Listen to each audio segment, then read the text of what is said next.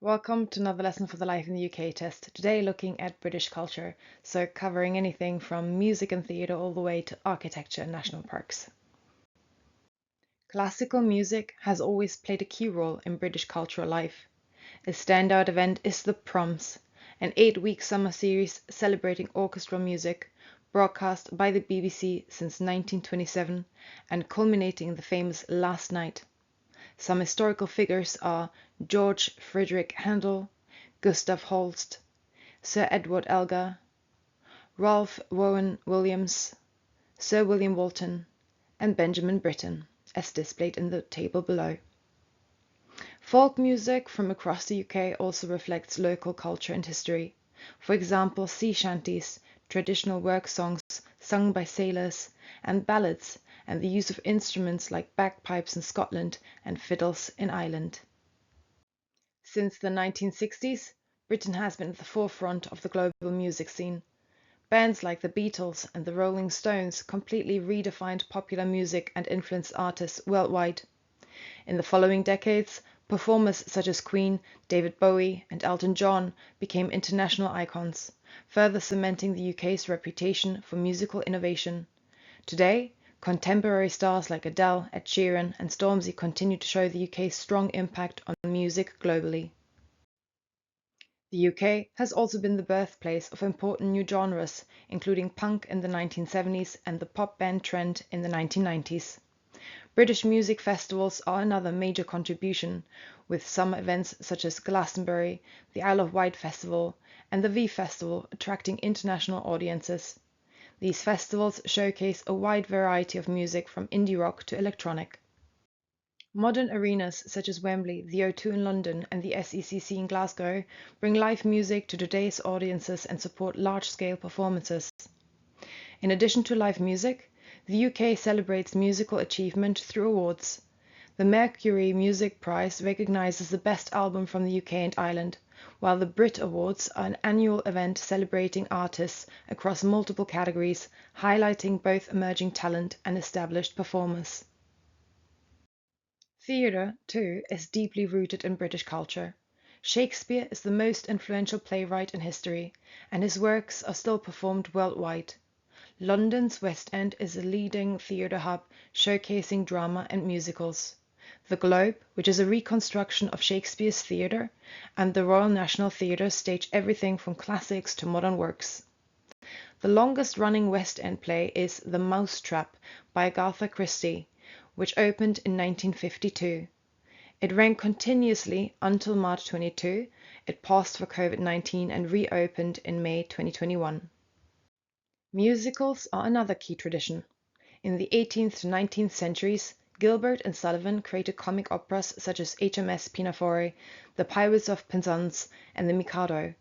In the 20th century, Andrew Lloyd Webber, often with Tim Rice, produced global hits like Jesus Christ Superstar, Evita, Cats, and The Phantom of the Opera.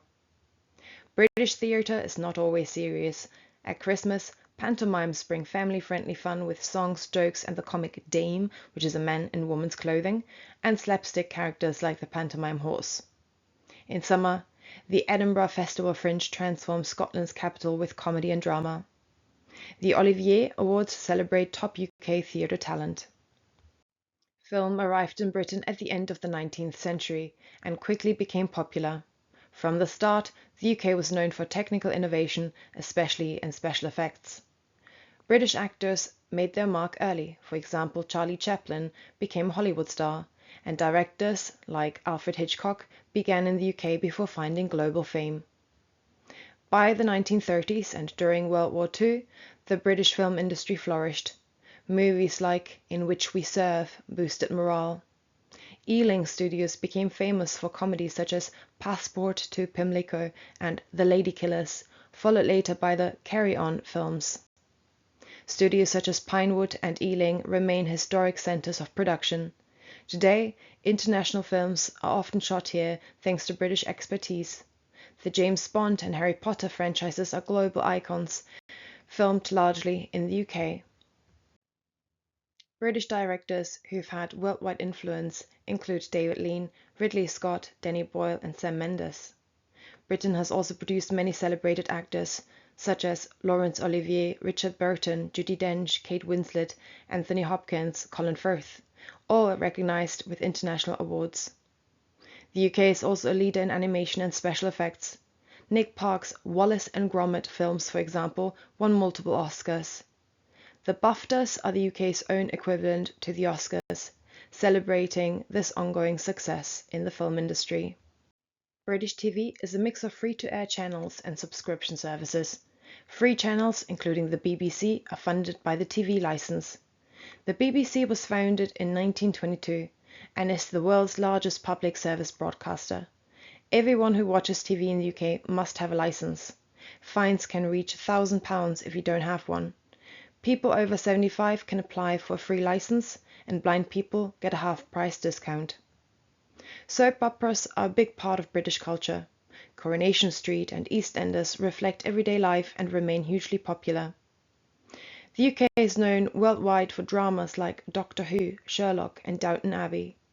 Satire and comedy are also central. Programs like That Was the Week That Was, Monty Python, The Office, and Fleabag, which I highly recommend, show Britain's taste for clever and sometimes surreal humour. Britain's writers cover everything from social satire to global bestsellers. Jane Austen gave us witty novels on family and marriage, like Pride and Prejudice. Charles Dickens created unforgettable characters. Stevenson mixed adventure and Gothic storytelling with books like Treasure Island and Dr. Jekyll and Mr. Hyde. Thomas Hardy explored rural life and tragedy, while Conan Doyle introduced Sherlock Holmes, one of the first great fictional detectives. Roald Dahl is one of Britain's most beloved storytellers. After serving as a pilot in the war, he began writing fiction. His children's books are known for their dark humor, imaginative plots, and memorable characters. Many of his works, such as Charlie and the Chocolate Factory, have been adapted into films and remain popular worldwide. In the 20th century, authors like Evelyn Waugh, Kingsley Amis, and Graham Greene satirized modern society or wrestled with moral and religious themes. J.K. Rowling became a global name with Harry Potter and continues to write under her pen name Robert Galbraith. British Nobel Prize winners in literature include William Golding, Seamus Heaney, and Harold Pinter. The Man Booker Prize, founded in 1968, recognizes the best fiction from the Commonwealth Island and Zimbabwe. Winners include Hilary Mantel, Ian McEwan, and Julian Barnes. Popular fiction authors include Agatha Christie, known for her mysteries such as The Mousetrap, and Ian Fleming, known for James Bond. In 2003, Tolkien's The Lord of the Rings was voted Britain's best-loved novel.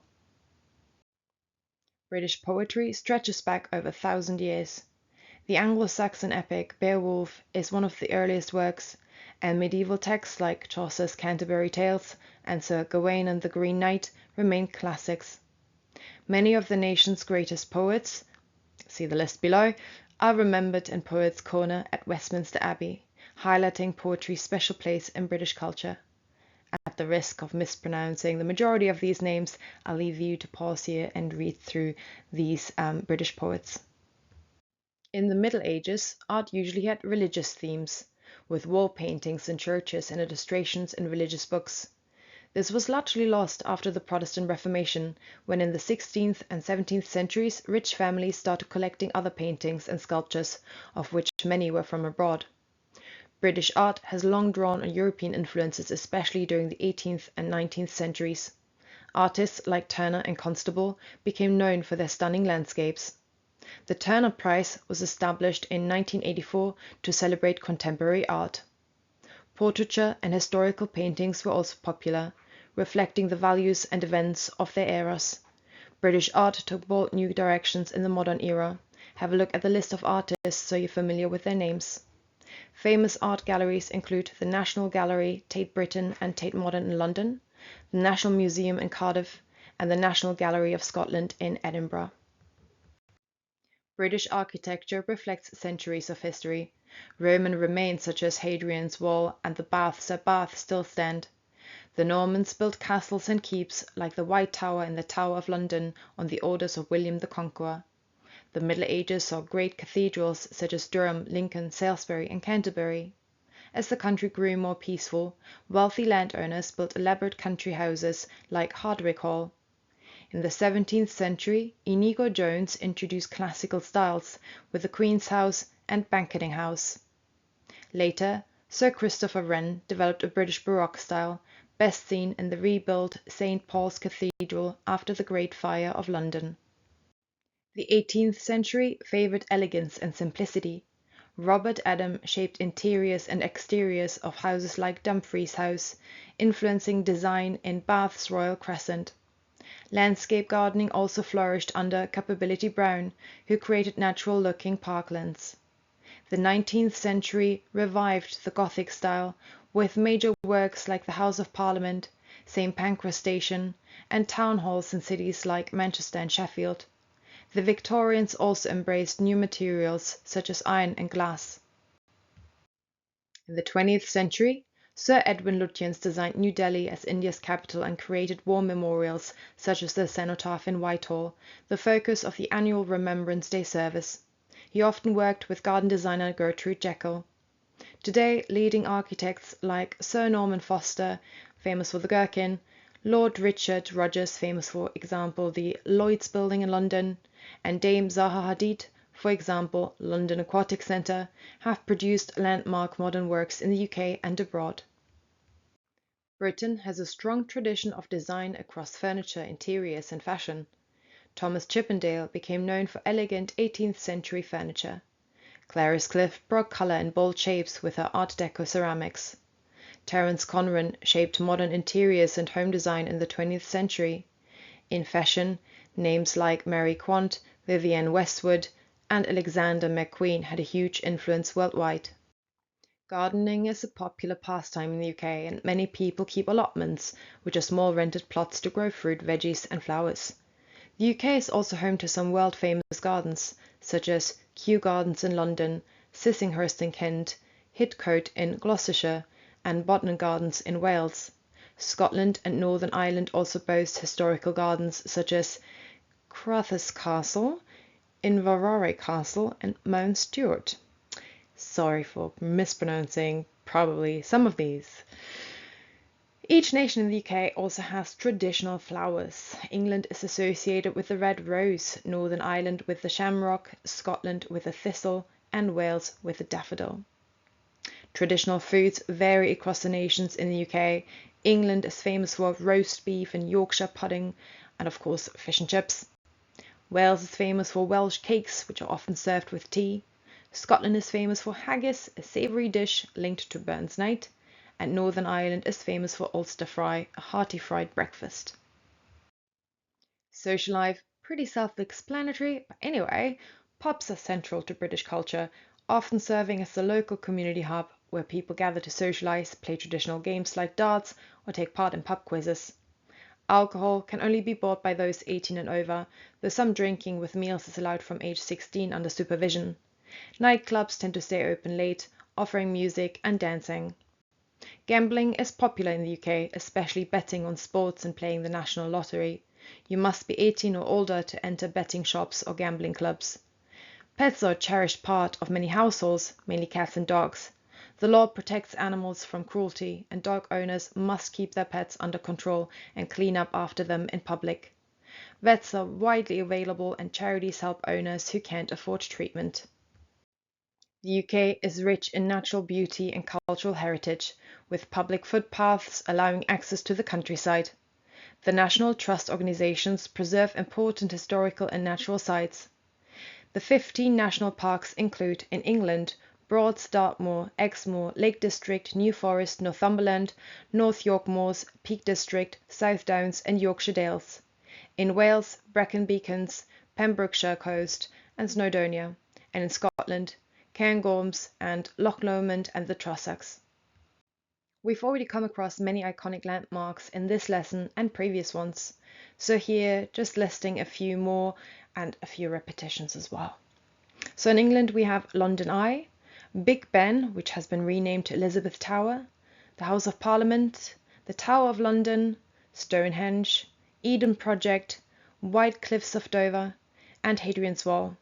In Scotland we've got Edinburgh Castle, and in Northern Ireland the Giant's Causeway.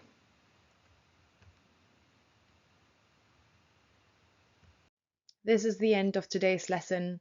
We covered a lot of names in particular. I hope this was useful. Here is an overview, and you can find links to more resources in the notes. See you in the next lesson.